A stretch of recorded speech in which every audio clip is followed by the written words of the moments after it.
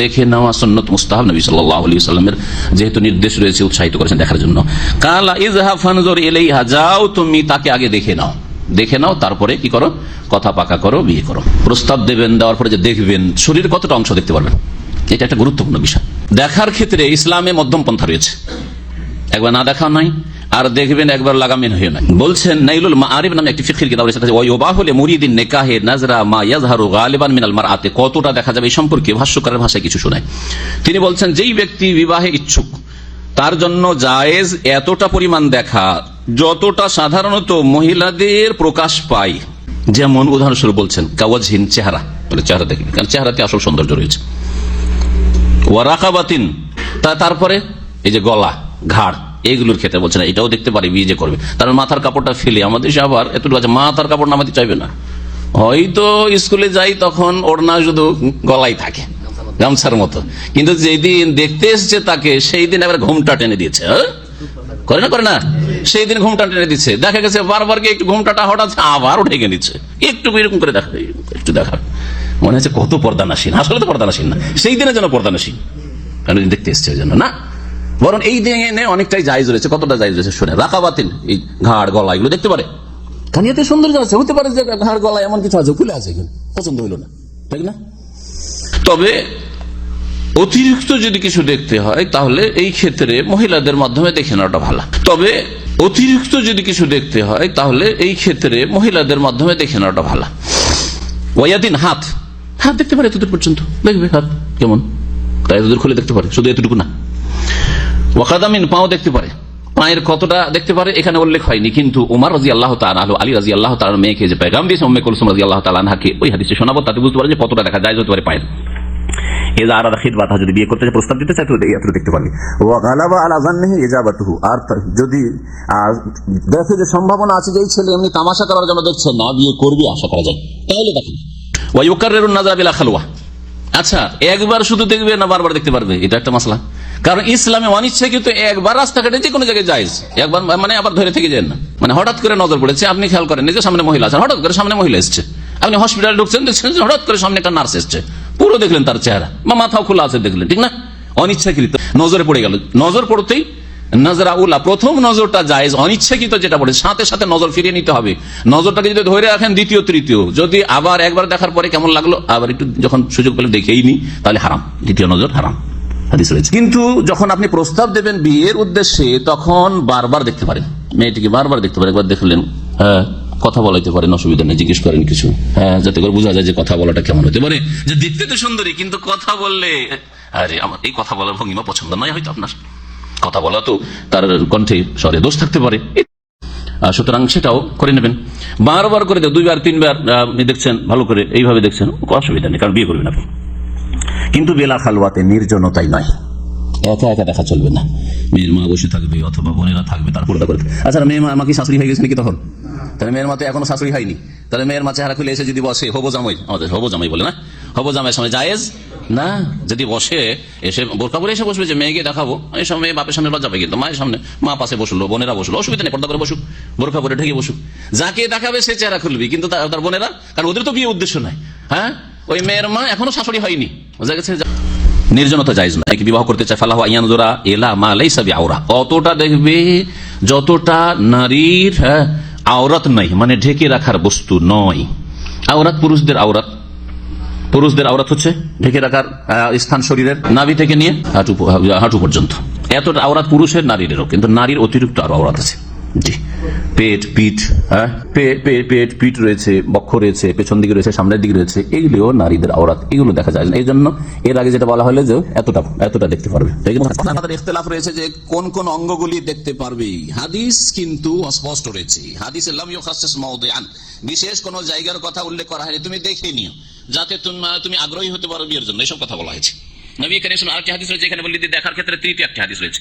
একজন সাহাবী এক আনসারী মেয়েকে পয়গাম দিয়েছে, তখন বলছে যে রাসূলুল্লাহ, আমি একটা আনসারী মেয়েকে পয়গাম দিয়েছি, বিয়ে করবো। তো বলছে হাল নাযারতা ইলাইহা, বলছে না, দেখে নিও, ফাইন্না ফি আয়ুনিল আনসারি শাইআন, তার আনসারীদের চোখে একটু সমস্যা আছে, তার মানে চোখ হয়তো আনসারীদের মধ্যে এইরকম ধরনের কিছু ছিল, রোগ যেটা ব্যাপক হারে ছিল, যে আনসারী মেয়েদের চোখটা দেখতে একটু অত সুন্দর লাগে না। চোখ সুন্দর তো বুঝেন, বড় হলে সুন্দর লাগে, চোখ যদি একেবারে খুব ছোট হয় তো ভালো লাগবে না, অথবা চোখ যদি টেরা হয়, টেরা বুঝেন আপনারা? হ্যাঁ বুঝেন না? হ্যাঁ, টান দিয়ে আছে, ভালো লাগবে না, তো এগুলো না বেশি বুঝছেন। এগুলো নবী সাল্লাল্লাহু আলাইহি ওয়াসাল্লাম বলেছেন যে তাদের চোখে একটু সমস্যা আছে, একটু দেখে নিও, তাহলে বোঝা গেল যে চোখ, নাক, মুখ এগুলো এই হাদিস দ্বারা প্রমাণিত হলো।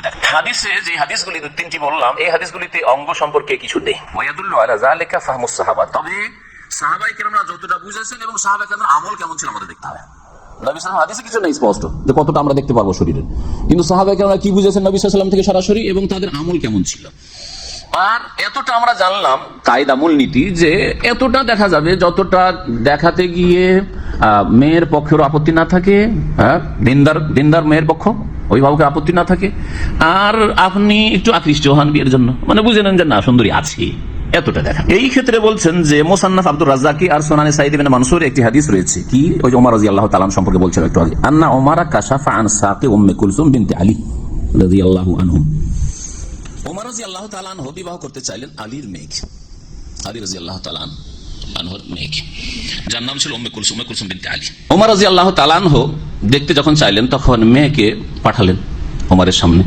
তখন ওমর রাদিয়াল্লাহু কতটুকু দেখেছে বলছে, আন্না ওমর কাশাফা আন সাকি উম্মে কুলসুম বিনতে আলী, আলীর মেয়ে উম্মে কুলসুমের পায়ের গোছা খুলে দেখেছিলেন, কাপড় উঠিয়ে। পায়ের গোছা কতটুকু? পায়ের গোছা হাঁটুর নিচে থেকে শুরু করে আপনার এই যে আপনার এই যে হাড্ডিটা আছে, হাঁটুর নিচে থেকে শুরু করে একবারে পা পর্যন্ত। জি, তো এই যে পা আর হাঁটুর মাঝখানে, টাকনা আর হাঁটু এর মাঝখানে, এটা হচ্ছে সাক। জি জি, পায়ের নলা বলছেন। জি, এটা খুলে দেখেছেন, তাহলে বোঝা গেল যে এতটা দেখা যাবে যে পাটা কেমন দেখার জন্য যদি কাপড়টা একটু, মেয়েরা তো কাপড় নামিয়ে রাখে একেবারে টাকনার নিচে, তো যদি একটু কাপড় উঠিয়ে দেখেন তো জায়েজ আছে। এই ক্ষেত্রে আপনি নিজে আবার হাত দিয়ে উঠাতে শুরু করেন না, অনুমতি চাইবেন, মেয়ের মাকে বলবেন অথবা মেয়ের বোনকে বলবেন যে আমি একটু দেখতে চাই। জি হ্যাঁ, এভাবে বলবেন, না হলে মার খেতে হবে। الرؤية الشرعية للمخطوبة ما هي حدودها، وهل تجوز رؤية شعرها ووجهها وكفيها؟ رؤية المخطوبة جائزة لكن بشروط. الشرط الأول أن يكون عازما على النكاح والتقدم للخطبة، والثاني أن يغلب على ظنه الإجابة، والثالث أن لا يكون بشهوة، والرابع أن لا يكون بخلوة. كم شروط؟ 4. فإذا اختل شرط منها فالأصل تحريم النظر، نسأل الله العافية. والمخطوبة يجوز للخاطب أن ينظر منها ما يدعوه إلى نكاحها: الوجه والشعر والرقبة والكفين والقدمين، إن كل هذا يدعو إلى الرغبة في المرأة أو الرهبة. ولكن هل يجوز أن يتحدث معها عبر الهاتف؟ بعض الخطاب إذا خطب المرأة ووافقوا صار كل ليلة يسهر معها عبر الهاتف مع مخطوبته، يتحدث إليها ويسولف وياها قبل العقد، وهذا حرام، لأن مثل هذا الخطاب لا يخلو من تحرك الشهوة، لأنها خطيبته، فلا يخلو من تحرك الشهوة.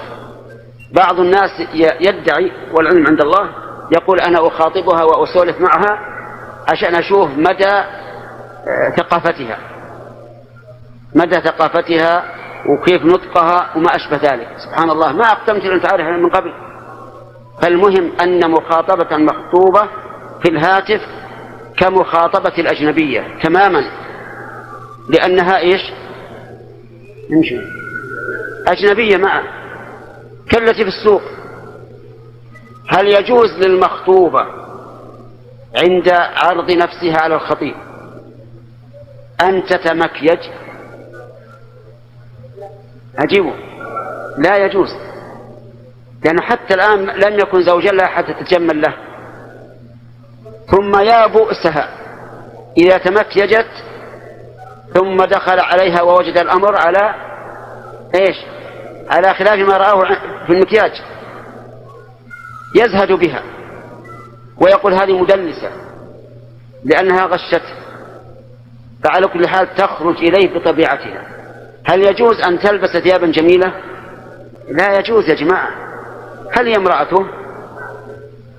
هي امرأته؟ لا، ما هي ليست امرأته، تخرج بالثياب العادية بدون تجمل ولا لبس جمال. هل يجوز أن تخرج إليه متطيبة؟ لا. لماذا؟